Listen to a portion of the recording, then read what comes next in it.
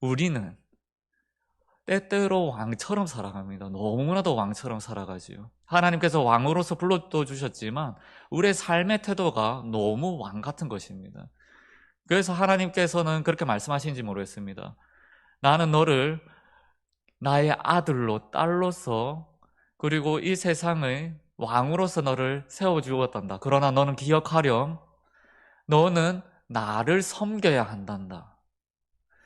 너를 왕으로 내가 세웠다고 하더라도 너 자신이 왕으로 살아가는 것이라 너는 나를 왕으로 섬겨야지 라고 말씀하시는 것이지요.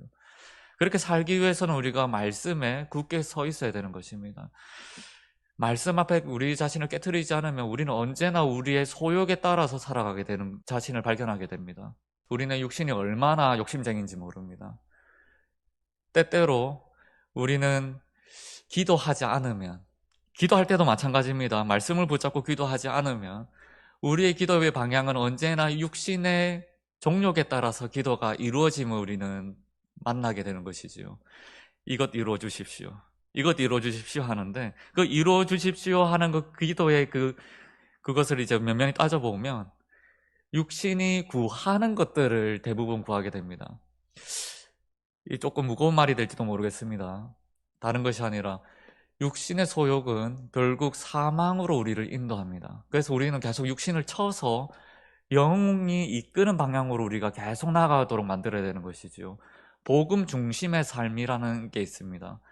우리가 너무 당연한 말이죠. 그리스도인들은 복음 중심적으로 살아야 됩니다. 근데 복음 중심적 삶을 살기 위해서는 언제나 우리 자신의 죄에 대한 자각과 그리고 하나님이 얼마나 광대하신지 하나님을 경외하는 마음이 언제나 함께 쭉 뻗어나가는 삶을 살아야 되는 것입니다. 근데 그 삶은 육신의 방향과는 정반대의 방향에 서 있습니다. 우리는 어려움을 겪게 되는 것이지요. 왜 어려움을 겪게 되는가 하면 우리는 육신을 입고 있습니다. 이 땅을 살아가는 우리는 이 한계적인 육신을 입고 있기 때문에 육신의 걸음을 계속 걸어가는 가운데 우리 몸을 쳐야 하는 것이지요. 이 계속 육신의 방향, 사망의 방향으로 계속 걸어나가는 이 육신을 기도로서 말씀으로 쳐서 되돌려 영의 방향으로 한 걸음 떼게 만들어야 되는 것이 우리 신앙생활인 것입니다. 그래서 신앙생활이 좀 어려운지 모르겠습니다. 좀 편하고 싶죠. 평강을 누리고 싶습니다. 그런데 진정한 평강은 육신을 쳐서 무릎 꿇을 때 오는 그 평강이 우리에게 있는데도 불구하고 육신은 계속 우리를 속입니다. 조금만 더 자자.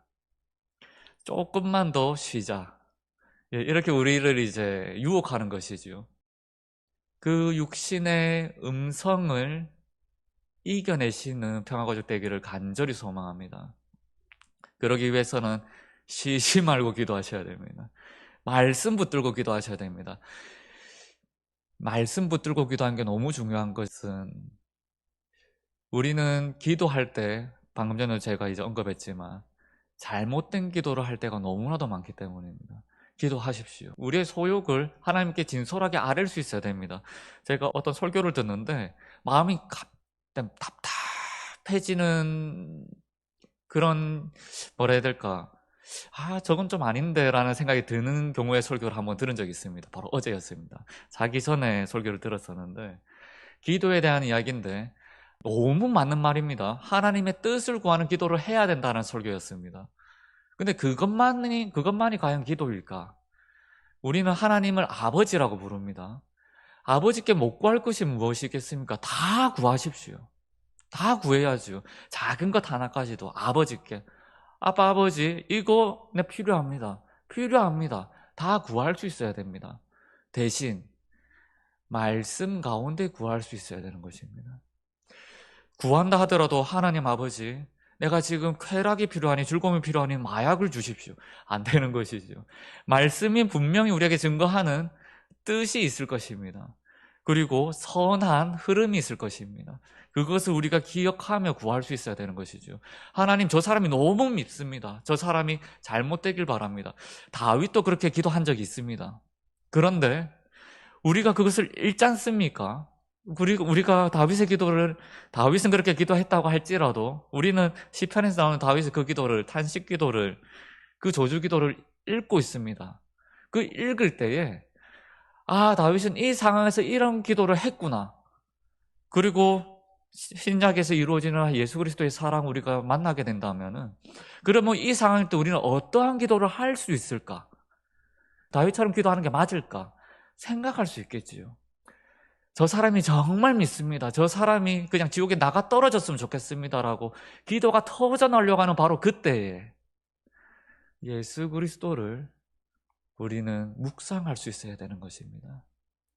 저 사람이 너무 믿고 저 사람이 막 내 눈앞에 사라졌으면 좋겠고, 그때에 우리는 말씀에서 증거하신 하나님의 사랑을 우리 마음에 우리의 왕으로서 세울 수 있어야 되는 것이지요. 어렵습니다. 저는 계속 어렵다고 얘기하는 거죠. 너무 죄송합니다. 제가 지금 조금 그 자세가 조금 불량하기도 한데, 발톱을 뽑았습니다. 발톱을 이제 두 번째 뽑은 건데, 첫 번째 뽑았을 때도 이걸 느꼈지만, 이게 쉽지 않습니다. 근데 뽑아야만 했기 때문에 뽑았습니다. 발톱을 뽑지 말아야 되는데 뽑는 경우는 없겠지요. 발톱이 이상하게 좀 자라가지고 그 맡긴 의사한테 가니까 이걸 뽑아야 되겠다고 해가지고 마취를 해서 이제 뽑게 되었습니다. 처음 뽑을 때는 마취를 안 하고 뽑았었기 때문에 그 고통이 기억이 나서 뽑을 때 벌벌 떨었었던, 지금도 이제 그 뭐 치료 과정 가운데 있지만, 발톱을 뽑으면서 거듭남에 대해서, 하나님께 완전 의존하는 거에 대해서 깨달음이 있었습니다. 발톱이 이상하게 자랐다고 해서 그 스스로 발톱을 뽑을 수 있는 사람이 몇 명이나 되겠는지요? 한 명이나 될 수 있겠는지요? 제정신으로서는 뽑을 수 없을 것입니다. 의사한테 가서 내어 맡겨야 하는 것이지요. 의사한테 전적으로 내어 맡겨야지 그 발톱을 뽑아낼 수 있는 것입니다. 만약에 의사에게 맡기지 않으면 그 발톱은 계속 골마 들어가서 결국 그 사람을 해치게 만들 것입니다. 죄라는 것이 그런 것들이지요. 나를 해치는 것들, 내 마음의 주인을 주장하는 것들이 있을 것입니다. 그것들을 뽑아내야 됩니다. 내가 무엇을 뽑아내야 되는지는 각자가 너무 잘 알고 있습니다. 이걸 뽑아내야 되는데, 이것을 뽑아내야 되는데, 이것 때문에 내가 지금 내 삶이 지금 골마 들어가는구나 알고 있습니다.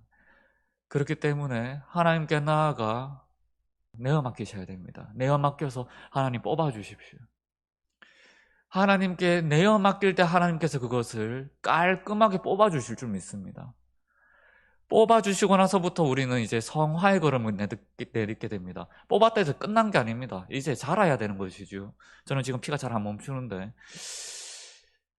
이게 새 살이 돋고 멈추고 새 발톱이 자라기까지 시간이 상당히 오래 걸리겠지요. 우리 신앙생활의 걸음이란 게 그런 겁니다. 뽑아냈다 해서 깔끔하게 살아가는 것이 아닙니다. 거기서부터 시작되는 것입니다. 새 발톱은 그때부터 이제 자라나기 시작하는 것이죠. 조금씩. 또 이상하게 자랄지도 모릅니다. 또 뽑아야 될지 모릅니다. 그럼에도 불구하고 뽑아야 합니다. 주님께 나아가셔서 지금 골마 들어가고 있는 그것, 그 마음에 있는 그 주님의 자리를 차지하고 있는 그것 뽑아내시는 평화가족 되기를 간절히 소망합니다. 지금 뽑아내니까 너무 좋습니다. 아프지만 좋습니다. 불편하지만 너무 행복합니다. 뽑아내었기 때문입니다. 골마 들어가지 않기 때문입니다. 그러한 즐거움을, 그러한 시원함을 온전하게 누리고 가지는 평화가족 되기를 간절히 소망합니다.